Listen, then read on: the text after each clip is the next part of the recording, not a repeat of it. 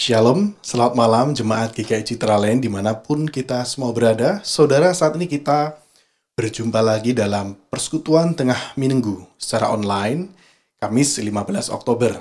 Saya percaya kita semua di dalam berkat dan perlindungan Tuhan. Jemaat, kita akan bersama-sama mengupas sebuah tema, yaitu sejarah tentang reformasi gereja, mengingat bulan Oktober ini adalah bulan reformasi gereja. Nah, sebelumnya saya mengajak kita semua untuk bersama-sama memujikan satu pujian dengan sebuah keyakinan bahwa Tuhan adalah Tuhan yang senantiasa menuntun langkah gereja hari demi hari. Mari kita memujikan Tuhan, Kau Gembala kami.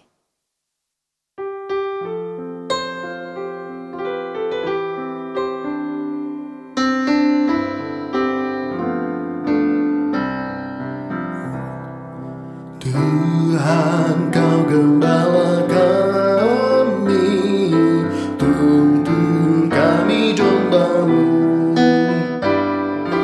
Berilah kami menikmati hikmat pengorbanan-Mu. Tuhan Yesus, Juru Selamat, kami ini milik-Mu. Tuhan Yesus, Juru Selamat, kami ini milik-Mu. Kau pengawal yang setia, kawan hidup terdekat. Jauhkan kami dari dosa, panggil pulang yang sesat. Tuhan Yesus, Juru Selamat, kami mohon diberkat. Tuhan Yesus, Juru Selamat, kami mohon diberkat.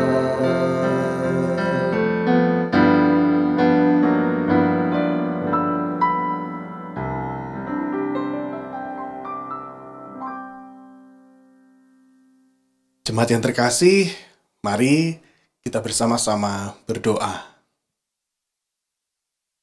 Bapa Surgawi, Tuhan yang kami sembah dan kami kenal di dalam nama Yesus Kristus, Sang Kepala Gereja. Kami sungguh bersyukur jika pada malam hari ini Tuhan memberikan kesempatan kepada setiap kami untuk kembali bersekutu meskipun secara daring atau secara online.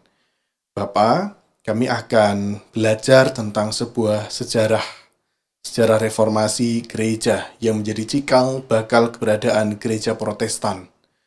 Oleh karena itu Tuhan, sertai setiap kami ketika kami melihat, ketika kami mendengarkan pemaparan materi, juga Tuhan berkati hamba-Mu ini, sehingga setiap hal yang akan terucap, setiap hal yang akan terkatakan, dan setiap hal yang telah dipersiapkan itu semua benar-benar untuk kemuliaan nama Tuhan. Oleh karena itu, kami mendasarkan persekutuan online pada malam hari ini di dalam tangan penyertaan-Mu Tuhan kami, Yesus Kristus. Amin. Saudara-saudara, sebagaimana telah saya katakan di bagian pembuka tadi bahwa kita akan membahas tentang reformasi gereja.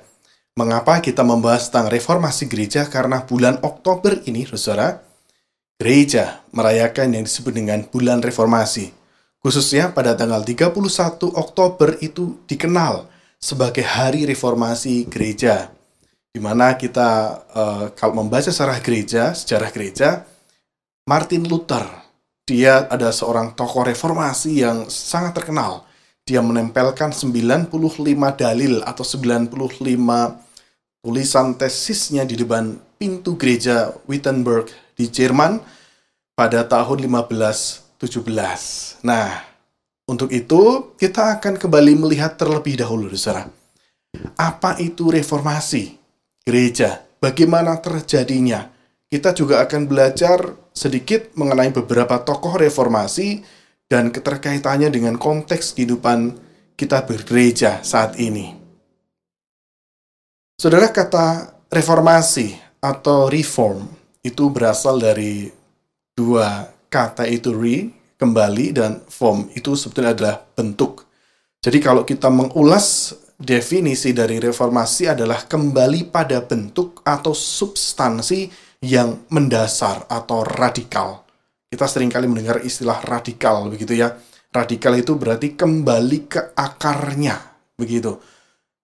Tapi selama ini kita seringkali menyalahartikan kata radikal itu menjadi hal yang sifatnya vandalisme, kriminalitas, chaos, dan sebagainya. Bukan, kata radikal itu sebetulnya adalah mengakar, kembali pada akarnya. Nah, jadi reformasi itu adalah bagaimana gereja bergumul, menyadari kembali bagaimana substansi yang dikehendaki oleh Tuhan. Nah, saudara, saya mengajak kita untuk membaca dalam Roma 12 ayat 1 dan ayat yang kedua. Mari Bapak Ibu yang di rumah boleh membuka handphonenya. Kalau enggak bawa Alkitab, enggak ada Alkitab. Kalau ada Alkitab, silahkan dibuka Alkitab. Dari Roma pasal 12 ayat 1 dan ayat yang kedua. Dikatakan begini.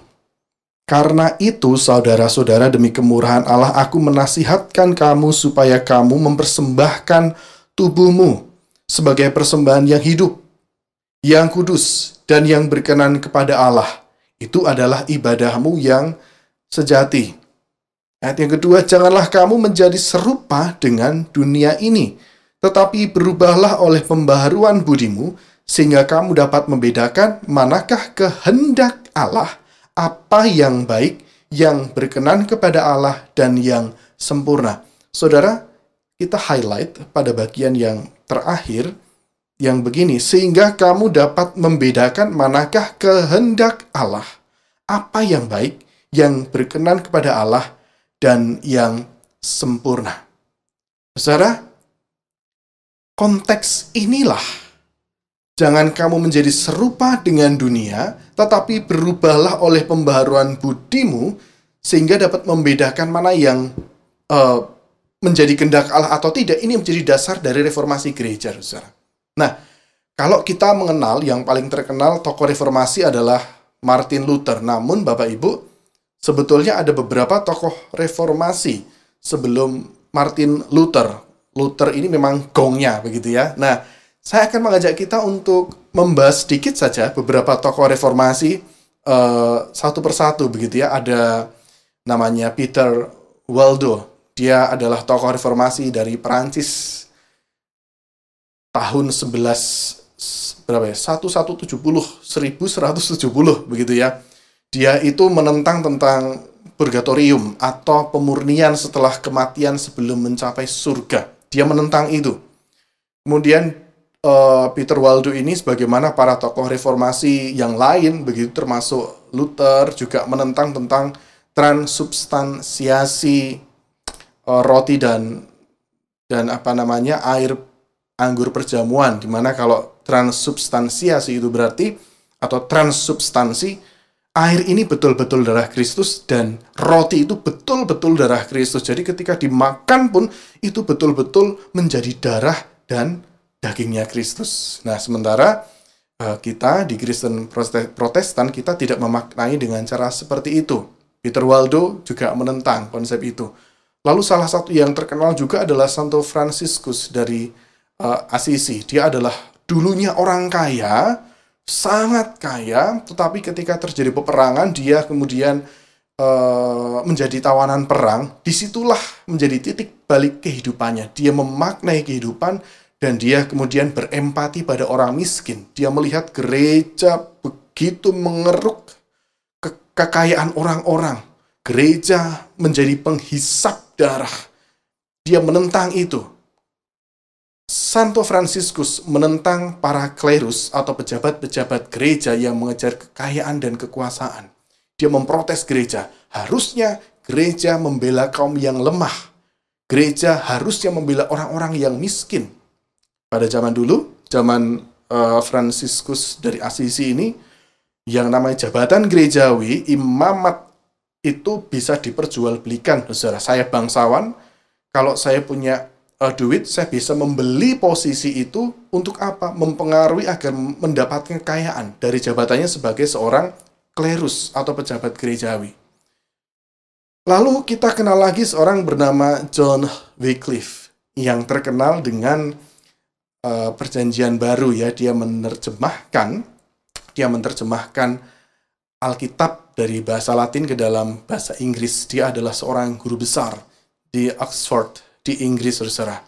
Selain teolog, dia adalah seorang filsuf, dia penerjemah. Nah, dia ini juga mendapatkan hukuman dari Gereja Roma karena menerjemahkan Alkitab Perjanjian Baru di dalam bahasa Inggris. Dia bercita-cita agar jemaat bisa membaca, orang-orang Inggris bisa membaca dalam bahasa mereka.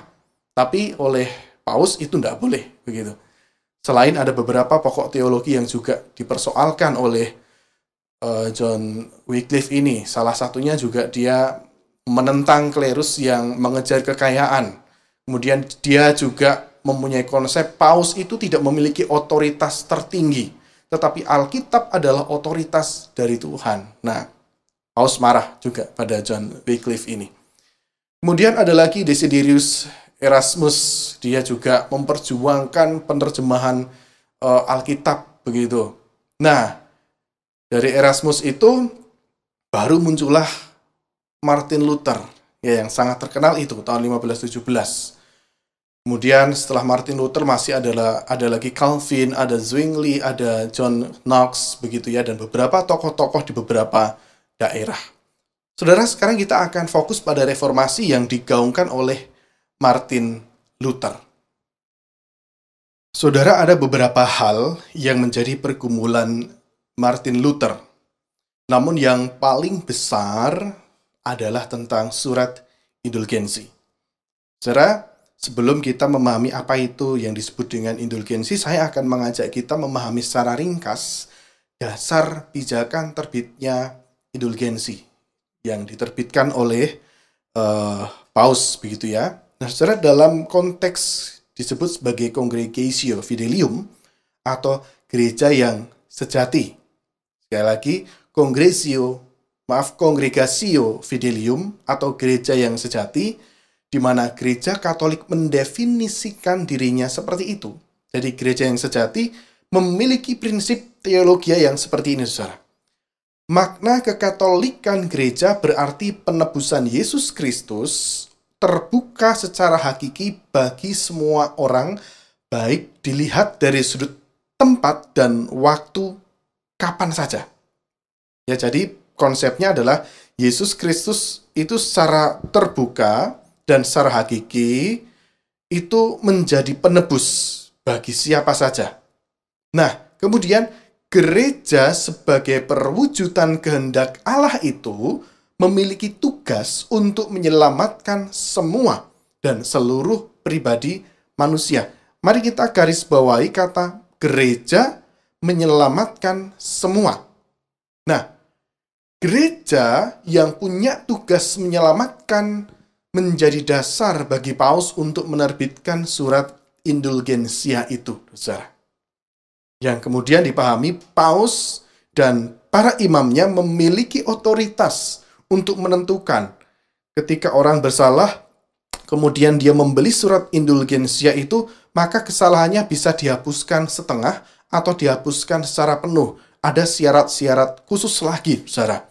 Nah, saya tidak akan bahas secara lengkap syarat-syarat itu karena cukup banyak begitu. Tapi surat indulgensia ini kemudian disebut sebagai surat pengampunan dosa. Nah, saudara, doktrin indulgensia ini terkait dengan ajaran tentang sakramen tobat. Jadi tentang pertobatan, kemudian api penyucian, di mana orang setelah mati masuk di dalam api penyucian, biar dia tidak kena siksa atau siksanya dikurangi begitu, maka dia bisa memberi surat indulgensia itu untuk dimintakan agar di dalam api penyucian itu dia tidak disiksa. Dan mendoakan jiwa-jiwa umat beriman yang sudah meninggal.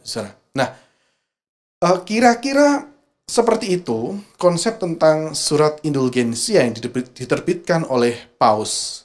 Nah, Luther menolak doktrin ini, sekaligus dia mengkritik oknum-oknum klerus atau para imam, pejabat gereja yang mengambil keuntungan dari jual beli surat indulgensia ini. Jadi, sebagai seorang Martin Luther ini, saudara, dia adalah seorang guru besar ya, seorang guru besar teologi Alkitab. Jadi tugasnya adalah membaca Alkitab dengan sangat-sangat teliti, memperbandingkan dengan surat-surat yang lain, begitu dengan naskah-naskah kuno. Tugasnya adalah seperti itu.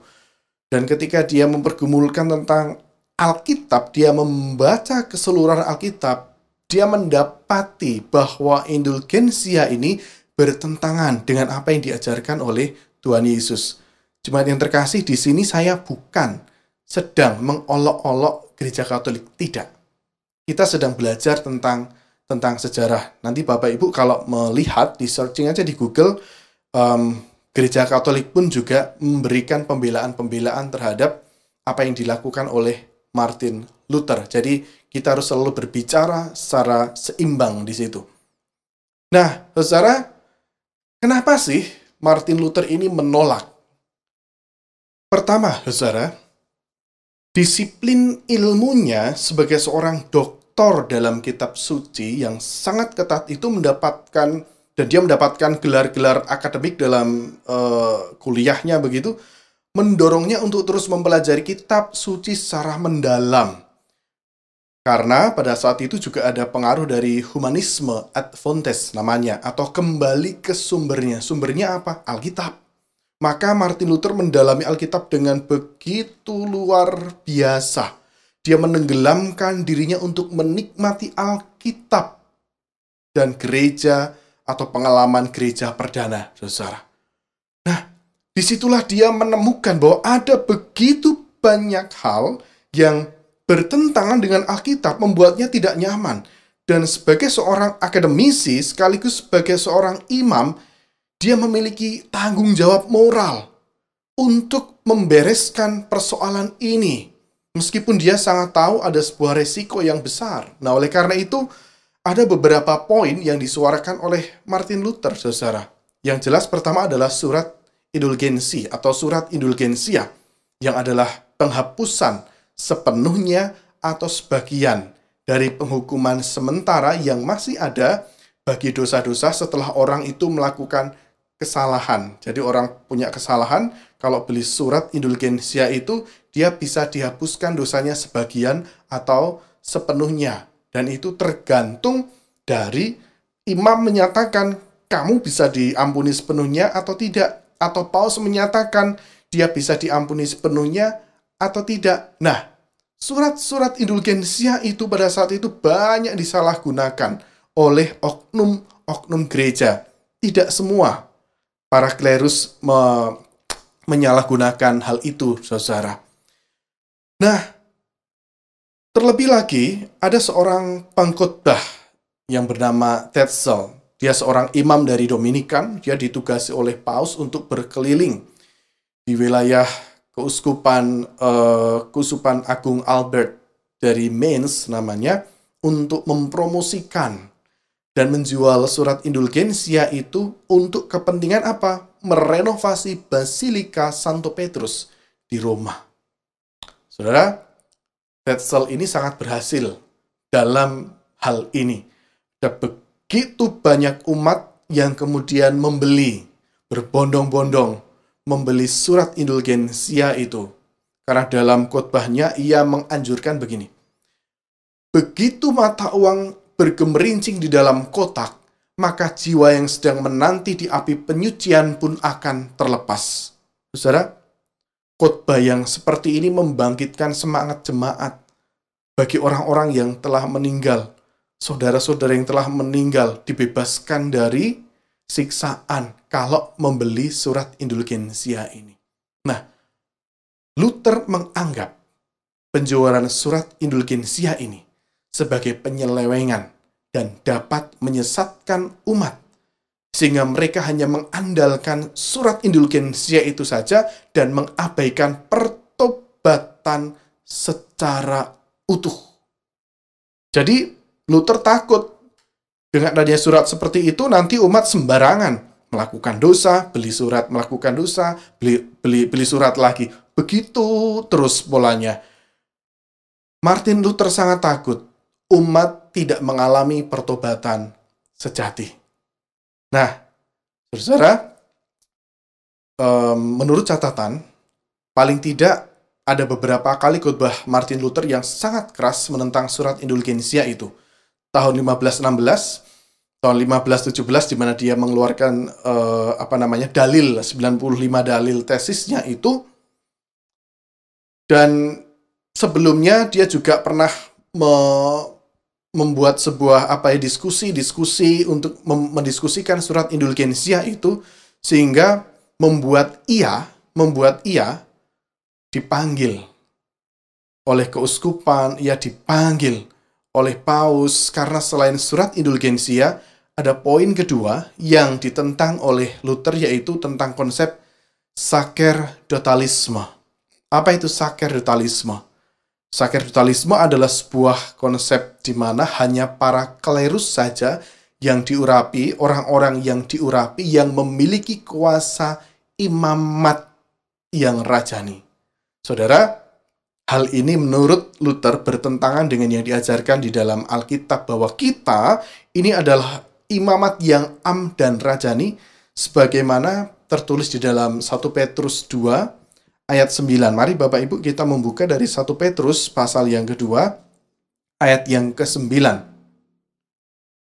Ini dasar dari Martin Luther ketika dia menentang konsep yang disebut dengan sakerdotalisme, atau sebuah prinsip bahwa hanya para klerus atau mereka yang diurapi saja yang memiliki kuasa imamat. Saya boleh mengatakan jemaat awam begitu ya. Jemaat awam tidak punya kuasa imamat am, apalagi rajani itu. Sementara di dalam 1 Petrus pasal yang kedua ayat yang ke-9, mari kita perhatikan. Tetapi kamulah bangsa yang terpilih, imamat yang rajani, bangsa yang kudus, umat kepunyaan Allah sendiri, supaya kamu memberitakan perbuatan-perbuatan yang besar dari Dia, yang telah memanggil kamu keluar dari kegelapan kepada terangnya yang ajaib. Jadi, setiap kita yang telah dipanggil keluar dari kegelapan, eklesia, dipanggil keluar, eklesia, dipanggil keluar menjadi gereja. Siapa itu gereja? Kita semua. Orang percaya. Kita disebut sebagai bangsa yang terpilih. Kita disebut sebagai imamat yang rajani. Bangsa yang kudus, umat kepunyaan Allah sendiri. Supaya apa, saudara? Supaya memberitakan perbuatan-perbuatan yang besar dari Dia. Jadi, kita meskipun tidak ditahbiskan sebagai imam, kita juga memiliki kuasa imamat yang rajani itu. Oleh karena itu kita perhatikan, saudara, gereja-gereja Protestan banyak orang-orang yang tidak ditahbiskan sebagai imam atau sebagai pendeta, mereka naik mimbar, berkhotbah, begitu. Bahkan di GKI juga melayanikan berkat meskipun tidak menggunakan tumpang tangan, dan itu sah. Dasarnya apa? 1 Petrus pasal yang kedua, ayat yang ke-9. Kita semua diberi kuasa oleh Allah.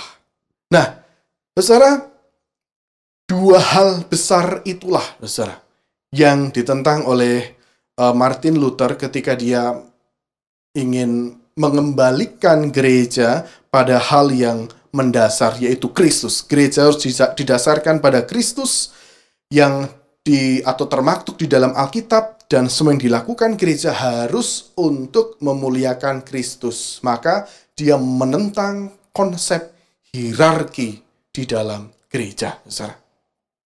Nah, Luther kemudian disebut sebagai penentang gereja. Dia disebut sebagai pelanggar hukum gereja. Dan oleh karena itu, penolakannya untuk menarik kembali semua ajarannya dan tulisan-tulisannya dalam 95 dalil yang dia pasang di gereja Wittenberg itu, atas permintaan Paus Leo yang ke-10 pada tahun 1520 dan Kaisar Romawi Karl kelima dalam sidang di Worms mengakibatkan Luther diekskomunikasi. Apa itu ekskomunikasi? Ekskomunikasi adalah seseorang dianggap melakukan perbuatan menentang Allah, melakukan pelanggaran terhadap hukum gereja sangat berat. Dia tidak diperbolehkan untuk menerima komuni. Dia tidak diperbolehkan untuk menerima sakramen. Sampai kemudian dia mengakui kesalahan, dia menyesal dan bertobat. Tetapi Luther menolak untuk melakukan penyesalan atas apa yang telah dilakukan karena dia merasa dan yakin bahwa yang dia lakukan itu adalah benar. Dasarnya apa? Alkitab. Saudara. Luther kemudian disebut sebagai Bapak Reformasi Gereja. Meskipun kita tidak boleh mengesampingkan tokoh-tokoh reformasi yang lain yang sudah kita pelajari secara ringkas tadi, saudara. Jadi, itulah reformasi gereja yang sangat ringkas dalam kemendesakan waktu yang sangat singkat ini, saudara. Saya bisa menyampaikan hanya secara ringkas saja. Saya yakin Bapak Ibu pasti juga masih bertanya-tanya karena ada begitu banyak hal yang harusnya bisa kita pelajari. Namun, saudara, yang perlu kita pelajari dari sejarah reformasi gereja ini adalah gerakan mulai dari John Wycliffe, begitu ya. Kemudian beberapa tokoh reformasi sebelum Luther sampai setelah Luther, ada Calvin, ada Zwingli, dan sebagainya, mengubah gaya dan gerak gereja. Gereja Katolik yang tadinya melakukan hierarki, beberapa gereja tidak lagi melakukan itu. Kemudian pemahaman bahwa keselamatan hanya bisa didapatkan dari perbuatan baik kita, amal kita, kemudian doa oleh orang-orang kudus, doa kepada orang-orang kudus, itu bagi orang Protestan, dan menurut Luther sendiri itu tidak punya dasar Alkitab. Karena keselamatan itu adalah anugerah dari Tuhan, anugerah dari Kristus. Perbuatan-perbuatan baik yang dilakukan oleh orang percaya disebut Luther sebagai ungkapan syukur atas keselamatan yang diberikan oleh Allah, saudara. Jadi, gereja kemudian berkembang, ada begitu banyak aliran-aliran, ada Anabaptis, Metodis, dan lain sebagainya, banyak sekali. Dan sampai hari ini kalau kita hitung mungkin ada ratusan atau mungkin ribuan, saudara, aliran gereja. Nah, itulah, saudara, reformasi gereja. Nah, sekarang, saudara, kita akan melihat bagaimana pasca reformasi itu kemudian relevansinya dengan kehidupan gereja di masa kini. Saudara, ada sebuah istilah, Ecclesia Semper Reformanda. Kalimat ini, saudara, dipopulerkan oleh Karl Barth pada tahun 1947. Dan sebetulnya, konsep Ecclesia Semper Reformanda atau gereja harus selalu terreformasi. Gereja harus selalu memperbarui dirinya adalah sebuah konsep yang sudah diajukan oleh seorang bapak gereja, Santo Agustinus, saudara. Lama sekali. Nah, istilah gereja harus selalu terreformasi atau memperbarui diri. Ini adalah sebuah istilah yang harus selalu dipahami bagi gereja untuk terus menguji dirinya sendiri dalam rangka mengutamakan kemurnian untuk kembali pada hakikatnya, yaitu Kristus. Gereja seringkali banyak melakukan aktivitas tetapi lupa dia sedang melakukan apa. Gereja banyak melakukan hal besar dan memang mungkin berdampak, tapi hanya untuk memuliakan dirinya sendiri. Hanya untuk dilihat, wah, gereja A melakukan perbuatan hebat, gereja B melakukan bakti sosial dengan sangat hebat kemana-mana. Tetapi ketika melakukan itu, mereka sedang membanggakan diri. Maka gereja sedang kehilangan hakikatnya. Ciri gereja reformasi adalah gereja yang selalu mendasarkan segala sesuatu pada Kristus, melakukan segala sesuatu di dalam Kristus, dan semua yang dilakukan itu adalah untuk kemuliaan Kristus. Itulah semangat reformasi yang digaungkan oleh para tokoh-tokoh reformasi. Dengan segala daya dan upaya mereka, dengan segala hal yang tentu dalam waktu yang singkat ini, saya tidak bisa menceritakan begitu banyak, saudara. Belum lagi bagaimana tentang nasionalisme orang-orang Swiss, orang-orang Jerman terkait reformasi gereja, bagaimana konsep humanisme berpengaruh pada reformasi gereja. Jadi banyak sekali. Nah, kita sebagai jemaat yang hidup di masa ini, kita harus selalu melakukan pembaharuan budi. Sebagaimana tadi di dalam Roma 12, saudara, ayat 1 dan yang kedua. Ayat yang kedua khususnya, janganlah kamu menjadi serupa dengan dunia ini. Gereja tidak boleh menjadi serupa dengan dunia ini. Gereja harus terus membaharui dirinya. Gereja harus terus menguji dirinya. Apakah yang kita lakukan benar-benar didasarkan oleh Kristus, dilakukan di dalam Kristus, dan dilakukan untuk kemuliaan nama Kristus. Atau gereja mendasarkan segala sesuatu hanya dari segi intelektualitas, hanya dari sisi kognitif saja, dan melakukan segala sesuatu untuk ambisi pemimpin-pemimpin gereja. Gereja harus terus berefleksi. Gereja sedang merujuk pada kita sebagai pribadi. Gereja juga sedang merujuk pada sebuah lembaga atau sebuah institusi. Menurut saya, gereja bukan dan tidak boleh menjadi sebuah monumen. Monumen itu dibangun, sebuah prasasti dibangun begitu untuk mengingat prasasti ini, untuk mengingat peristiwa A, B, C begitu. Jadi orang kalau lihat lewat situ, oh ada monumen Jogja kembali begitu. Ada kalau di Surabaya bambu runcing untuk mengenang begitu. Gereja bukan seperti itu. Gereja adalah kehidupan. Gereja adalah gerakan yang terus membaharui dirinya. Nah, pertanyaannya, saudara, apakah kita sebagai gereja sudah melakukan reformasi diri? Apakah Ecclesia Semper Reformanda, gereja yang terus membaharui dirinya itu selalu kita lakukan? Mari kita terus bergumul, termasuk saya dan saudara. Baik sebagai pribadi, apakah yang saya lakukan sebagai orang percaya sebagai pribadi ini sudah didasarkan oleh Kristus? Kita melakukan kehidupan di dalam Kristus dan melakukan kehidupan ini untuk kemuliaan nama Kristus. Kalau sudah, puji Tuhan. Kalau belum, mari kita kembali, kita mereformasi diri kita. Khususnya di bulan reformasi gereja ini, saudara. Sehingga reformasi gereja tidak hanya menjadi gaung yang menjadi momen tahunan, tetapi betul-betul inherent. Inherent itu berarti selalu ada di dalam diri kita dan dipraktekkan di dalam kehidupan kita secara nyata. Mari saya mengajak kita semua untuk terus mereformasi diri kita sebagai gereja. Tuhan memberkati. Nah, itulah saudara-saudara, semangat reformasi yang harus terus kita gaungkan di dalam kehidupan kita secara nyata. Dan oleh karena itu, untuk merefleksikan itu, saya akan mengajak kita untuk menyanyikan satu pujian yang menyatakan bahwa Yesus, Engkau adalah kebenaran yang menyelamatkanku. Kau memberikanku hidup dan pengharapan. Sehingga dalam kehidupan kita, kita benar-benar, saya selalu mengingatkan, selalu mendasarkan segala sesuatu di dalam Kristus, melakukan segala sesuatu di dalam Kristus, dan segala sesuatu yang kita lakukan juga kita lakukan untuk kemuliaan nama Kristus. Mari kita memujikan Yesus, Kau kebenaran.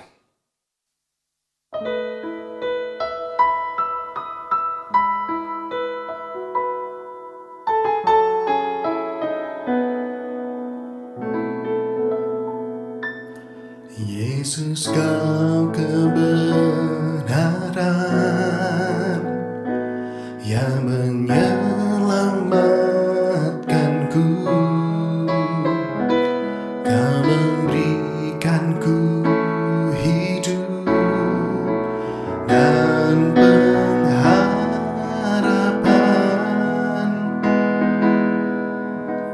Ku ikut kehendak-Mu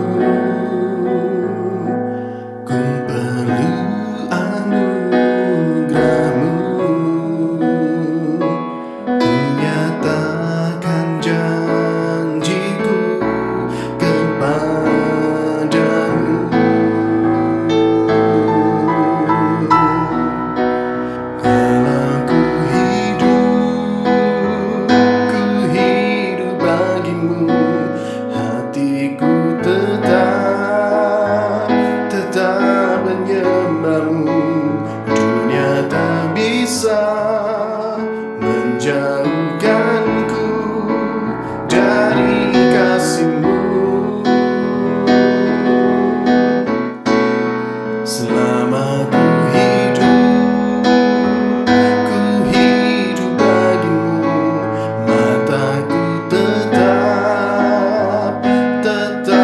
memandangmu. Dunia tak bisa menjauhkanku dari kasih-Mu. Dunia tak bisa menjauhkanku dari kasih-Mu.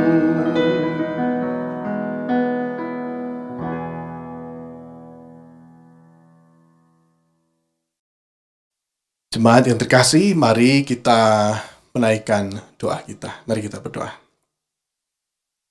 Bapa di dalam surga, kami sungguh bersyukur Engkau adalah Tuhan yang senantiasa memberkati kami. Engkau adalah Allah yang telah memanggil kami keluar dari kegelapan. Engkau adalah Allah yang juga mengutus kami untuk memberitakan hal-hal besar di dalam kehidupan ini. Dan Engkau adalah Allah yang terus mengingatkan kami agar kami selalu kembali pada hal yang sangat mendasar, yaitu Kristus. Sehingga segala sesuatu yang kami lakukan didasarkan oleh Kristus. Kami melakukan segala sesuatu di dalam Kristus. Dan setiap hal yang kami lakukan adalah untuk kemuliaan nama Kristus. Ajar kami Bapa untuk senantiasa menjadi jemaat, menjadi gereja yang terus membarui diri kami. Dan sebagai sebuah institusi gereja, hindarkan kami dari hal-hal yang bersifat hierarkial. Hindarkan kami hanya untuk mencari kemegahan diri. Hindarkan kami Bapa, gereja pada akhirnya hanya menjadi sebuah monumen yang diingat, dilihat, dan hanya enak dipandang tetapi tidak bermakna. Dan ampuni kami jika ternyata kami sebagai gereja masih seperti itu. Bapa, saat ini kami ingin berdoa untuk jemaat GKI Citraland, di mana kami mengetahui ada beberapa jemaat kami yang terbaring lemah secara fisik. Tuhan kiranya memberkati, menopang saudara-saudara kami yang lemah secara jasmani ini, sehingga mereka boleh dikuatkan melalui makanan yang dikonsumsi, obat-obatan yang dikonsumsi, sehingga secara fisik mereka boleh dikuatkan dan mereka terus memuliakan Tuhan. Bapa, kami juga berdoa untuk Bu Elok dan keluarga besar di mana ibunda terkasih telah Kau panggil pulang. Tuhan kiranya memberkati Bu Elok, Bapak Alex Watimina dan keluarga besar sehingga mereka semua boleh menerima ketetapan yang Tuhan izinkan terjadi dalam kehidupan mereka meskipun sedih, meskipun sangat pedih dan duka mendalam pasti dirasakan. Tetapi kami percaya Engkau adalah Allah yang senantiasa menjadi penghibur yang sejati. Bapa, kami juga mau berdoa untuk seluruh kegiatan gerejawi yang dilakukan secara online ataupun secara daring, baik itu rapat, baik itu persekutuan, baik itu kebaktian online pada hari Minggu, persekutuan tengah minggu. Tuhan berkati sehingga semuanya boleh dipersiapkan, sehingga semuanya boleh dilakukan hanya untuk kemuliaan nama Tuhan. Dan kami terus memperbaharui diri kami di dalam situasi pandemi ini dan mempersiapkan diri kami untuk menghadapi kehidupan gereja pasca pandemi. Bapa, inilah doa syukur kami. Kami berdoa di dalam satu nama Tuhan kami Yesus Kristus. Mari kita memujikan Bapa, terima kasih.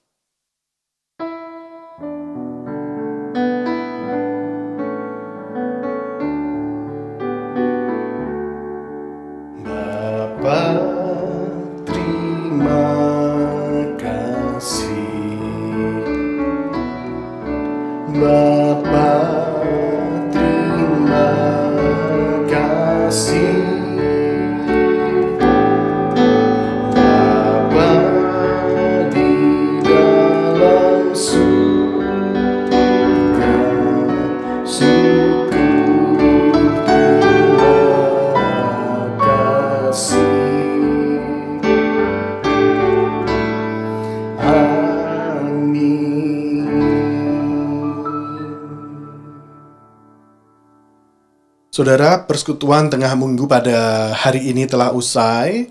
Sampai berjumpa dalam persekutuan tengah minggu berikutnya. Tuhan memberkati.